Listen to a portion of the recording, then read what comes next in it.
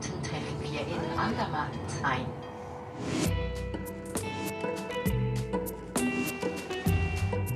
The former Swiss military town of Andermatt is being hit by an Egyptian tour de force. Samih Sawiris is a property developer renowned for building entire new towns. On his resume is a Red Sea resort now home to over 20,000 people. I didn't come looking for a place to do a project. My consultation was obviously to come and check out what could be done here, since the army was pulling out and they needed to do something for the village so that it doesn't completely collapse, economically speaking. He came in as a consultant, but he saw potential. 6 hotels, 25 chalets, 42 apartments, and an 18-hole golf course, an investment of almost $2 billion.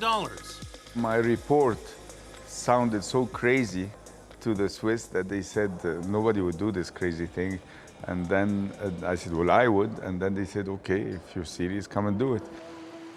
The Swiss are known for their independence, and there are strict laws in place limiting foreign ownership of property. Before Sawiris took a plunge on Andermatt, he did what was seen as the near impossible. He got an exemption from the state. The local population started really believing in their future and the potential of this place, and they started to invest as well. I mean, this new boutique hotel, which is really super cute, is because we are here. There are like 2 new restaurants down the road, and all these buildings, as you can see, have been freshly painted and rented out. No, there's a great boom in town. Former Mayor Ferdi Muheim now watches the town change from the counter of his butcher shop. When Sawiris came, the hope came back, and I told to the young people here, you can go to study now in hotel business or something, and you can, in a few years, you can come back here and you will find a very good job for your life here. It all sounds good for the locals and tourists alike, but with the phased build, which could continue for the next 30 years, they'll need the same resolve Sawiris had when he first convinced them of his vision for this alpine village. John Defterius, CNN, Andermatt, Switzerland. So who is this Zion of Egypt's richest business family? Here's Executive Talk with our Editor-in-Chief, Urs Gredick.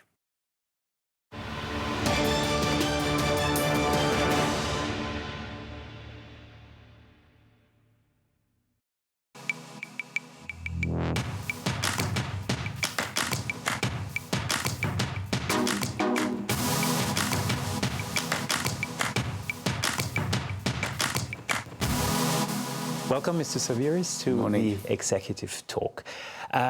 You're a very busy man. You're always around. You're always traveling. You have projects and you have developments all over the world.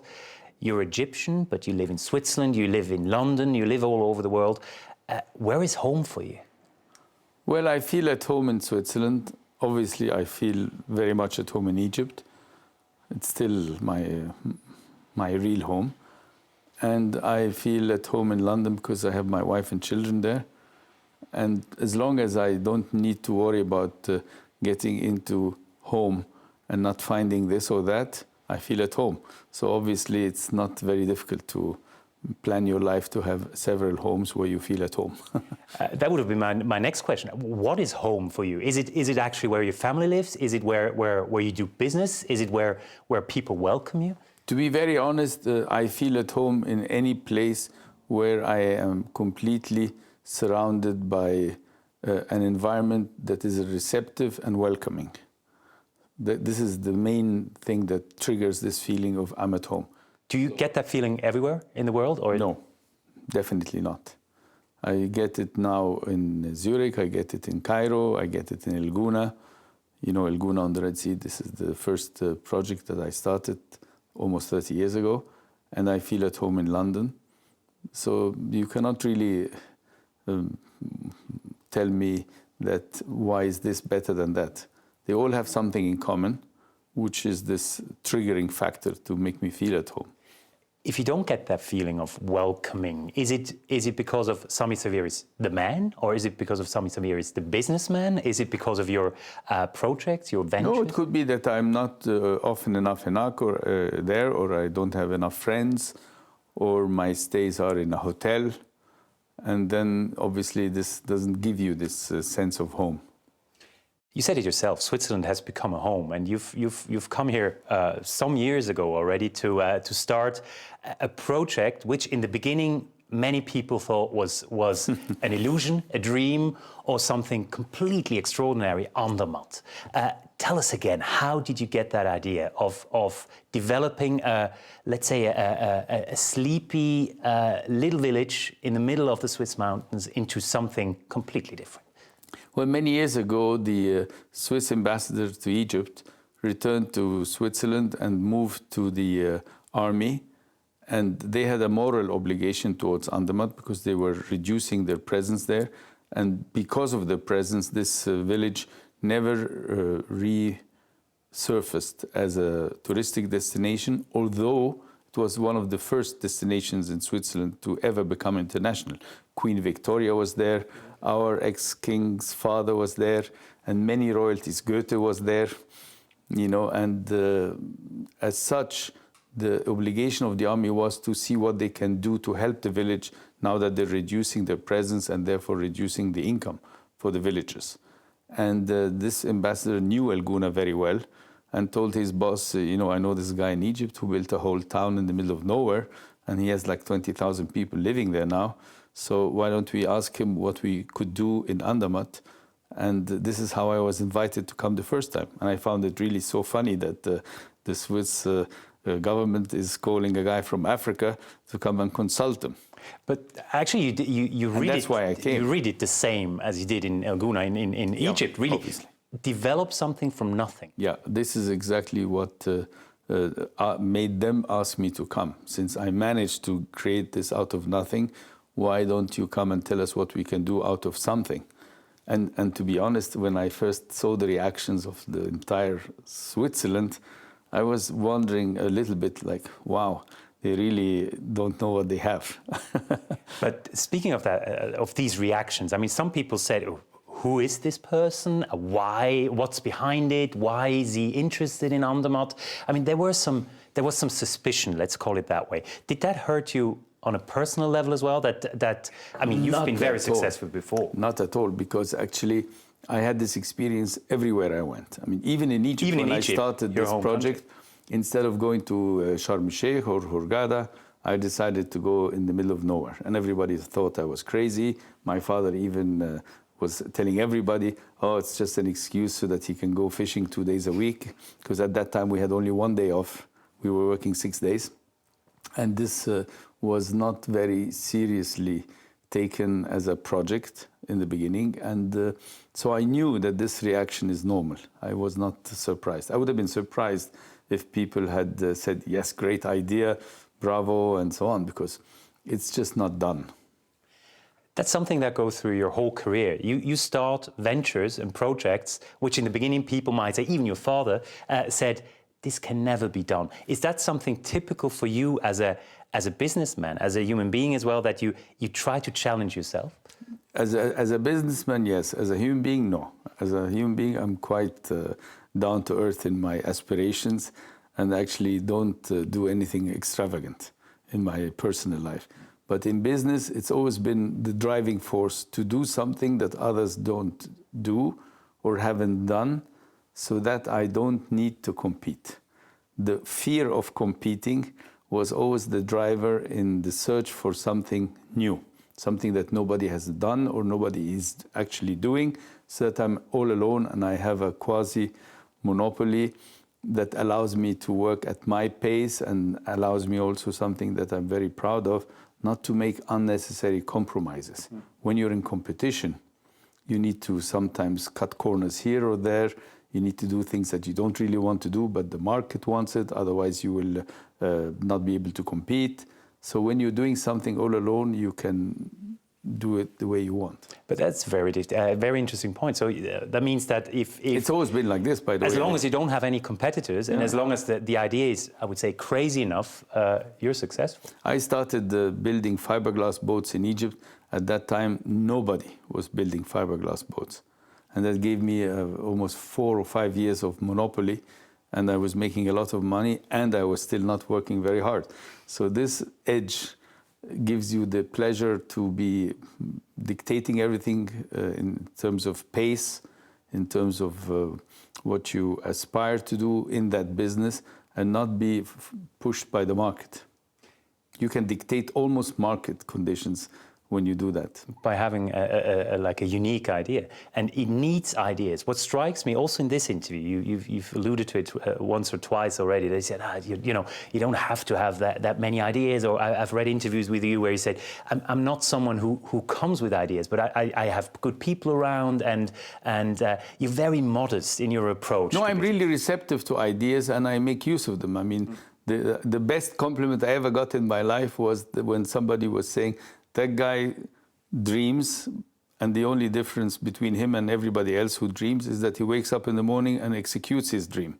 Or that guy listens to someone's idea and takes it and executes it. And this persistence is maybe something that I'm proud of, that when I find an idea good and not necessarily my idea, I will go and do it. I did the same thing, for example, with the winery in Egypt. And there was this gentleman next to me on the plane, and he was telling me, you know, I love Egypt very much, but you have to do something about your wine. It's horrible, it gives you a headache. And at the time, the Egyptian wine was famously called Chateau Migraine, you know, like headache. And I said, you know, the Egyptians, they don't have this patience to really get into wine. You need 10 years. Because first you have to buy the land, and you have to cultivate the grapes. It takes 5 years for the first true harvest to come out that you can use for a good wine. And then you start making the wine. So all in all, it's 7 years. Nobody wants to wait. And then he told me that's not true. You can buy the grapes, take out the liquid, and then ship them wherever, and put back the water and start the fermentation, and you have a good wine after 3 months. I said, oh, that's a great idea. And sure enough, I made this winery, and as I said earlier, there was no competition. There was only Chateau Migraine and me. And that made it so much easier to get into the market and take over the market. And I made lots of money from this idea. You should pay that man royalties for that. I offered him a partnership. Can you imagine? But he didn't have the guts to come in and put some of his savings into the project. And he missed a big chance. But that's a good example of your persistence. You follow things through. And I've read somewhere your motto is never take no as an answer. Is that one of your main mottos in life, that you go on with your ideas? Yeah, I think persistence is almost as important. You know, persistence and guts and perseverance are almost as important as hard work, and almost as important as intelligence for the success in business. You had a lot of success. I mean, let's be honest. The main factor is still luck. You say that, and that's exactly what I wanted to ask you.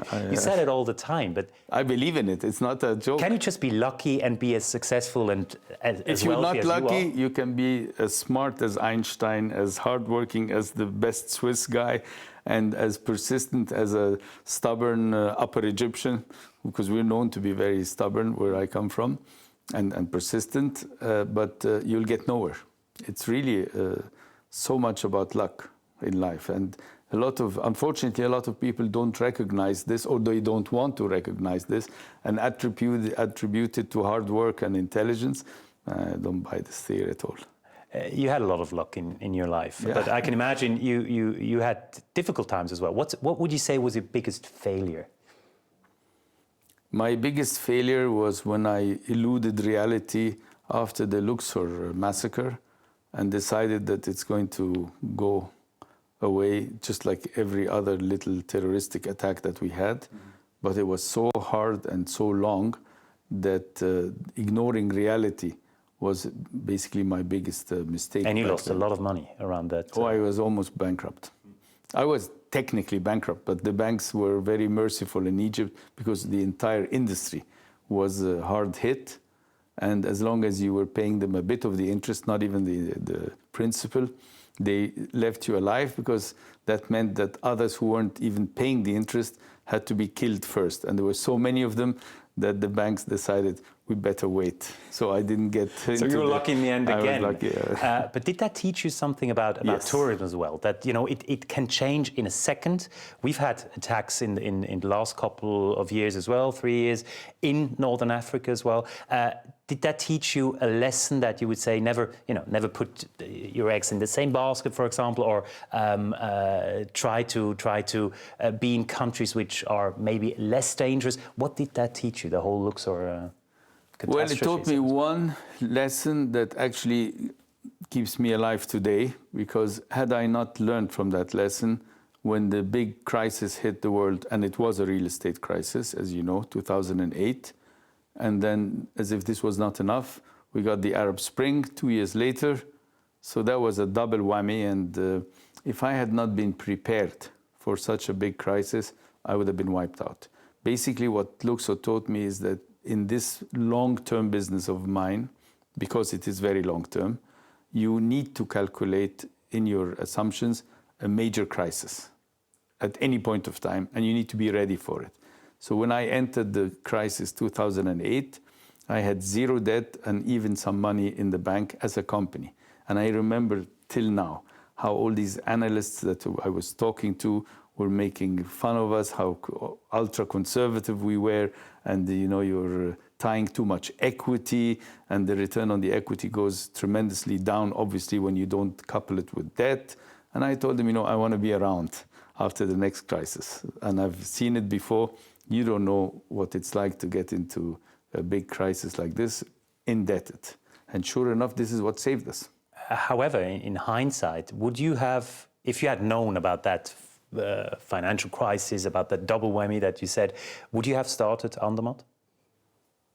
If I was invited to do Andermatt during the crisis, I would have not had the guts to do it. So that's, again, luck, that I started before the crisis, and therefore it was too late to stop, and that saved the project basically. And I can say with a good conscience that the project in Andermatt is now my biggest challenge in my career, and therefore I'm happy to have it, because I live from challenges, you know.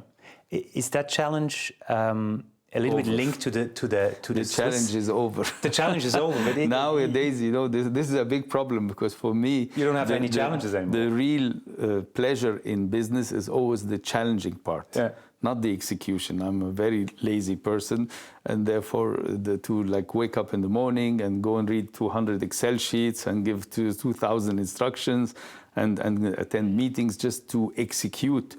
This is not my strength or my pleasure. My pleasure is when everything is not working, when I still need to get everybody on board, I still need to organize the strategy, I still need to dream up some ideas. All of that is the fascinating part of business for me. Let's speak about a very different challenge and a very different idea you have.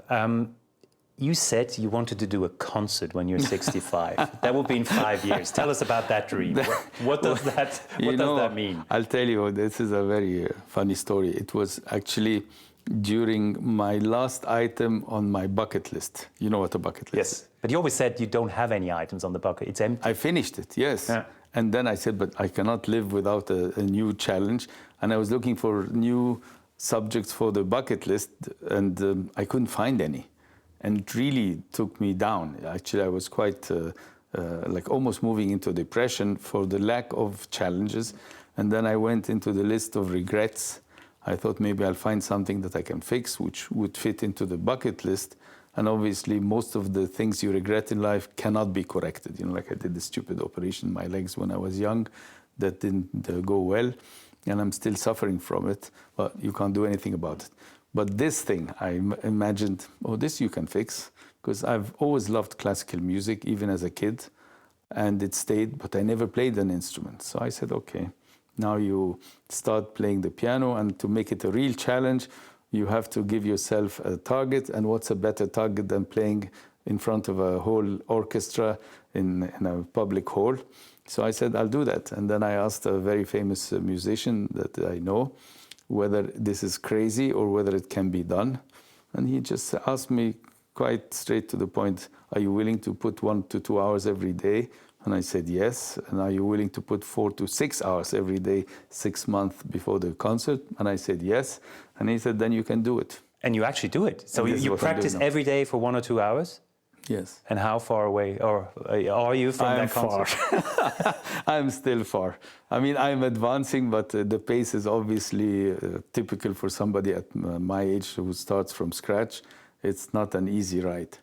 And once you're 65 and once you do that concert, did you already decide where to do it? I mean, could that be in a private setting as well, or does it have to be the big concert hall in Lucerne, for example, or in Zurich? Well, I mean, that would be the ultimate success. But let's put it this way: when I was speaking about it, the professional musicians said, no, it works the other way around. First, you start in front of friends, then you go to some local hall, so basically in Elguna.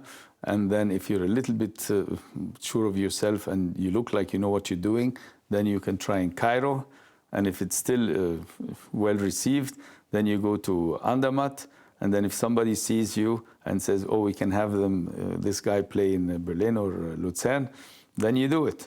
But this is how it works. So everything is possible. But it's a beautiful example of what seems to be one of your character traits. You need challenges and you need dreams. Would you say that you're? I mean, you said it yourself. You're easily bored. How difficult is it to live that way? That you still need challenges, even when you've been as successful as you are. Can you imagine never doing anything? The challenge gives you pleasure in your routine. You know, like I love my routine and I love doing everything I'm doing, but I need a challenge to keep this spark in the rest of the activities. Like nothing in my life has changed because of this piano, except that I'm now enjoying everything else as much or even more, because now I know there is one serious challenge in life, you know. When you're scared of routine, can you imagine yourself not doing anything? I mean, let's say you're 75 and you're sitting by the fireplace, enjoy the success that you had, enjoy your money, enjoy your house or something, or do you still have to work when you're... No, actually, I almost retired too soon. I did this last item, as I said, on the bucket list, which was a trip around the world on a boat. And this has been a dream since I was 15, but I never had the money to buy the big boat to go around the world. And when I had the money, I didn't have the time. When I had the time and the money, I didn't have the family to support this because they still were in schools and moving schools and exams. So finally, I got a year where I could take the kids out of school and bring some teachers, and we did this trip. So it took a long time. And during that trip, I had endless days where I didn't have much to do. And it was scary because I was getting so used to this routine of doing very, very little, and it didn't bother me at all. You could get used to it. Yes, scary, because if you get used to this routine, this is when the engine kind of shuts down. So if you want to continue to be alive and kicking, you need to stay busy. If you don't care, nature is very merciful. It makes people not feel that they're... Like we think that all people are bored, they are not. And I tried it myself. I actually had days where I did practically nothing. You know, like you wake up very slowly, you go down, have breakfast very slowly. It's almost 11 o'clock, you go and have a swim, you come back, it's already lunchtime. Then you make a siesta, you wake up, you go and get yourself a massage or go to the sauna or whatever. And that's the day, gone.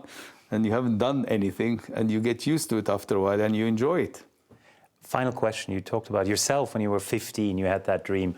When that 15-year-old Samih Sawiris would see the 60-year-old Samih Sawiris now, would he be happy? Would he be content what became of him? Yes. I mean, I don't have regrets in terms of how I lived my life, for sure. I mean, I enjoyed every year of it and every activity and every encounter. Even the mistakes I did, they turned out to have taught me so much that I don't mind having gone through them. So no, I can claim with a good conscience that I had a fantastic life. Thank you very much, Mr. Sawiris.